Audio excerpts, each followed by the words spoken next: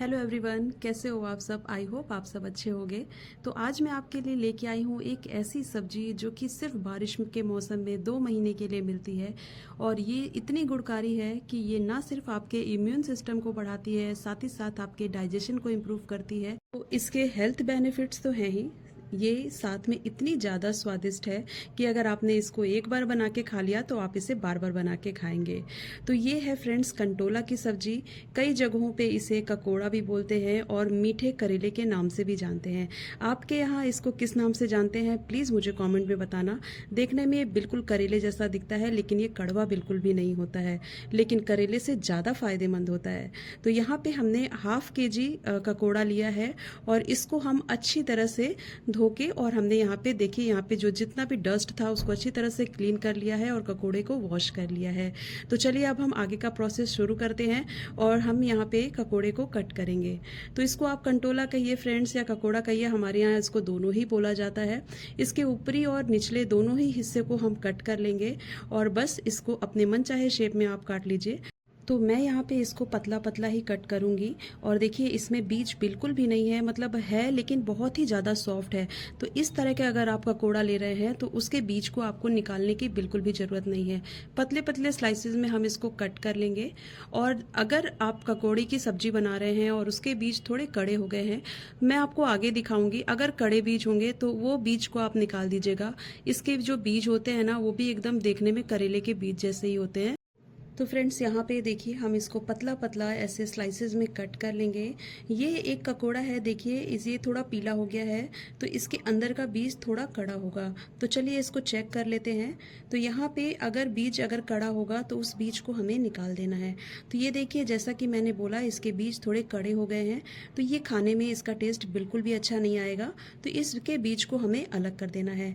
इसी तरह से आप अगर ककोड़ा लीजिए तो या तो आप छोटे साइज़ का लीजिए, और अगर बड़े साइज़ का ले रहे हैं तो उसके बीज अगर कड़े हैं तो उनको आप निकाल दीजिए।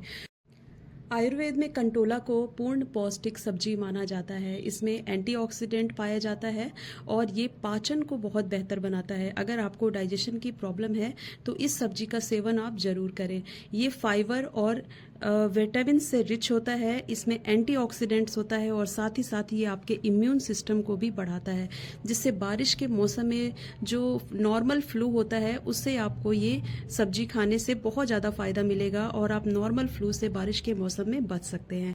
तो फ्रेंड्स इस तरह से हमने सारे कंटोला को कट कर लिया है और आप देख पा रहे होंगे इसके बीज भी हमने रिमूव कर दिए हैं।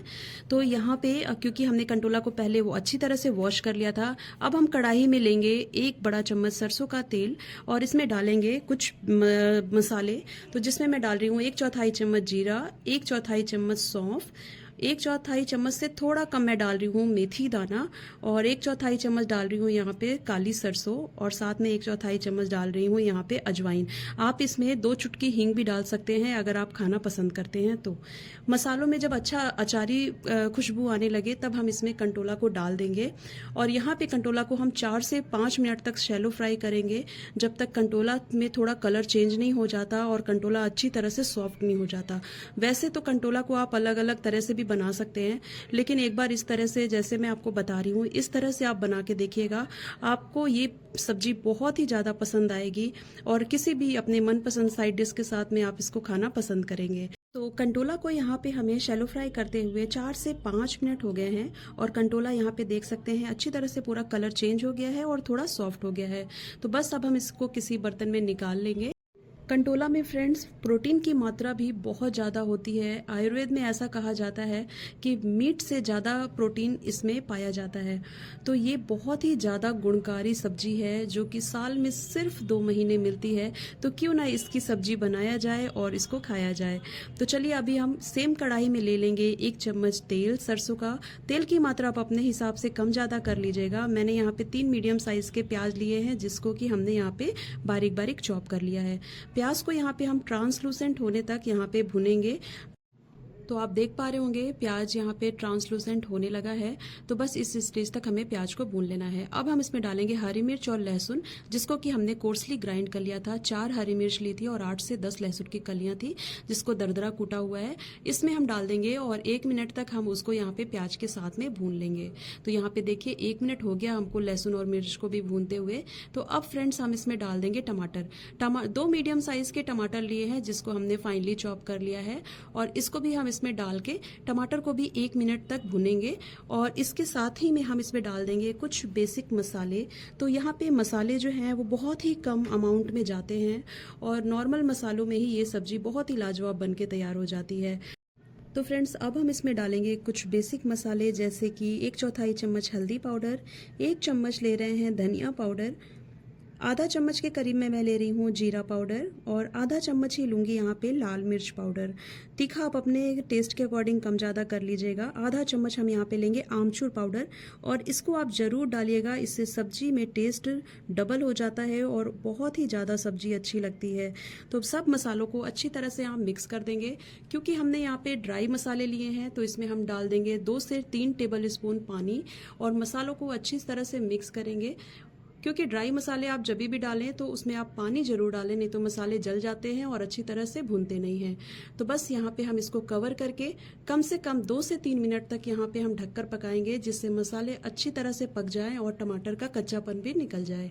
तो यहाँ पे 2 से 3 मिनट हो गए हैं मसालों को पकते हुए। आप देख पा रहे होंगे ऑयल जो है अच्छी तरह से सेपरेट हो गया है। तो यहाँ पे बस सबको अच्छी तरह से मिक्स कर देंगे। और अब हम इसमें डालेंगे ककोड़ा, जिसको कि हमने पहले से शैलो फ्राई करके रखा था। क्योंकि ऑलरेडी ककोड़ा जो है वो सॉफ्ट हो गया है और 50-60% तक कुक भी हो गया है। तो अब इस सब्जी को बनने में ज़्यादा टाइम नहीं लगेगा। इसमें हम डाल देंगे टेस्ट के अकॉर्डिंग नमक, और मसालों के साथ अच्छी तरह से हम यहाँ पे ककोड़ा को मिक्स कर लेंगे। तो मैं यहाँ पे कभी कंटोला बोल रही हूँ, कभी ककोड़ा बोल रही हूँ। फ्रेंड्स आप कंफ्यूज मत होइएगा, क्योंकि हमारे यहाँ इसको दोनों ही नामों से जाना जाता है। अच्छी तरह से मसालों के साथ में हमने इसको कर लिया है मिक्स। और यहाँ पे ये सब्जी देख रहे होंगे, अभी इसको 2 मिनट और लगेगा पकने में। तो यहाँ पे हम इसको फिर से कवर करके 2 मिनट के लिए मीडियम फ्लेम पे पका लेंगे, जिससे कंटोला जो है वो अच्छी तरह से सॉफ्ट भी हो जाएगा और मसालों के साथ में अच्छी तरह से पक जाएगा। तो बस यहाँ पे आपको ढक देना है और 2 मिनट के लिए इसको यहाँ पे छोड़ देंगे। 2 मिनट के लिए हमने मीडियम फ्लेम पे यहाँ पे सब्जी को छोड़ दिया था, और अब देखिए 2 मिनट के बाद हम चेक कर रहे हैं, सब्जी बहुत ही अच्छी तरह से कुक हो गई है और एकदम सॉफ्ट हो गई है। हाई फ्लेम पे आप इस सब्जी को मत ढकिएगा, नहीं तो सब्जी जल जाएगी। लो टू मीडियम फ्लेम पे ही आपको ढक के सब्जी को पकाना है। तो यहाँ पे आप सब्जी का कलर देख सकते हैं, और देखने में ही बहुत ही ज़्यादा टेस्टी और लाजवाब बनी है। कैसी लगी आपको ये ककोड़ा या कंटोला की सब्जी, मुझे प्लीज़ कमेंट में बताइएगा। आई होप आपको आज की ये रेसिपी अच्छी लगी होगी। रेसिपी अच्छी लगी फ्रेंड्स तो प्लीज़ वीडियो को लाइक शेयर जरूर करें और चैनल को सब्सक्राइब करना ना भूलें। ऐसी ही मेरी न्यू रेसिपीज़ देखने के लिए बेल आइकन पे क्लिक कर दे, जिससे आपको समय समय पे नोटिफिकेशंस मिलती रहेंगी। आई होप आपको ये रेसिपी अच्छी लगी होगी फ्रेंड्स। तो मिलते हैं नेक्स्ट रेसिपी के साथ। Bye bye and take care.